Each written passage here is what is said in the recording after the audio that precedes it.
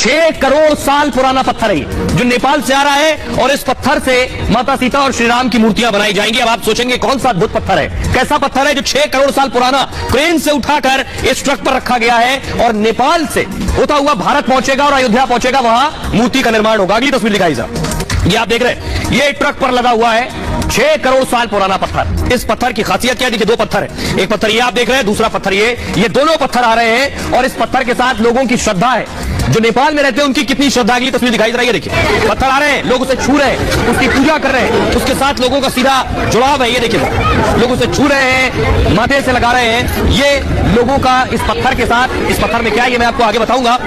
आइए मैं आपको बताता हूं इसकी क्या खासियत है।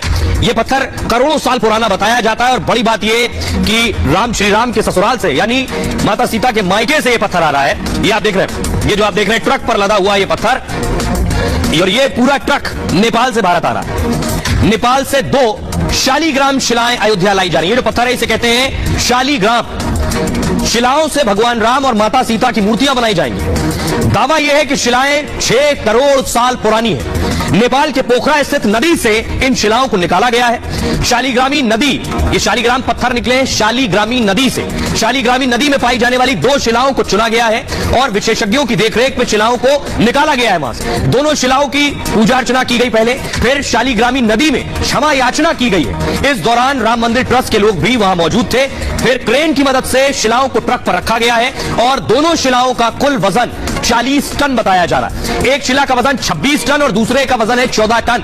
26 जनवरी को शिलाएं अयोध्या के लिए रवाना हुई हैं और जनकपुर के महंत भी अयोध्या आ रहे हैं। शिला के साथ करीब 100 लोग भी चल रहे हैं जो अयोध्या आ रहे हैं। रास्ते में लोगों के रुकने के लिए विश्राम स्थल भी बनाए गए हैं। तो ये तैयारी की गई है। आइए मैं आपको दिखाने जा रहा हूं कुछ तस्वीरें कि किस तरह से पूजा हो रही है। देखिए जरा, ये आप देख रहे हैं, ये शालीग्रामी नदी है जहां से पत्थर निकाले गए। उस नदी की भी नेपाल में रहने वाले लोग पूजा करते हैं। लोगों की आस्था उस नदी के साथ भी है।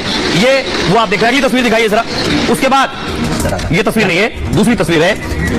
और कैसे मैं आपको दिखाऊं, ये जो तस्वीर आप देख रहे हैं शालीग्रामी नदी की पूजा की तस्वीर है। आइए मैं आपको दिखाता हूं इसका रूट क्या है, ये कहां से कहां आने वाली है, इसका पूरा रूट मैं आपको बताता हूं कि दरअसल तैयारी ये है कि नेपाल से कौन से रास्ते से ये शिला जो है भारत आएगी। वो देखिए जरा, ये आप देख रहे हैं, पोखरा नेपाल से 26 जनवरी को चली है। पोखरा से ये जनकपुर धाम पहुंचेगी और जनकपुर से होते हुए मधुबनी बिहार, बिहार से दरभंगा, दरभंगा से मुजफ्फरपुर, मुजफ्फरपुर से गोपालगंज और फिर गोरखपुर और 2 फरवरी को अयोध्या पहुंचने का इसका प्लान है। तो शिलाएं 26 जनवरी को नेपाल से रवाना की गई थी।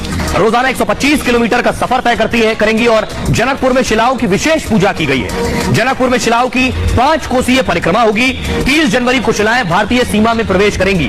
जनकपुर से बिहार के मधुबनी पहुंचेंगी शिलाएं और बिहार में 51 जगहों पर शिला का पूजन होगा रास्ते में। 31 जनवरी को गोपालगंज होकर यूपी में इनकी एंट्री होगी। गोरक्षपीठ में भी शिलाओं की पूजा की जाएगी जहां से योगी आते हैं। सीएम योगी भी इस दौरान मौजूद रह सकते हैं। गोरक्षनाथ के महंत योगी। दोनों शिलाएं 2 फरवरी को अयोध्या पहुंचेंगी। उसके बाद आइए मैं आपको सुनवाता हूं, सुनिए जरा शालीग्राम शिला पर क्या कुछ कह रहे हैं नेपाल के लोग, उनकी सीधी आस्था जुड़ी हुई है, उन्हें सुनिए।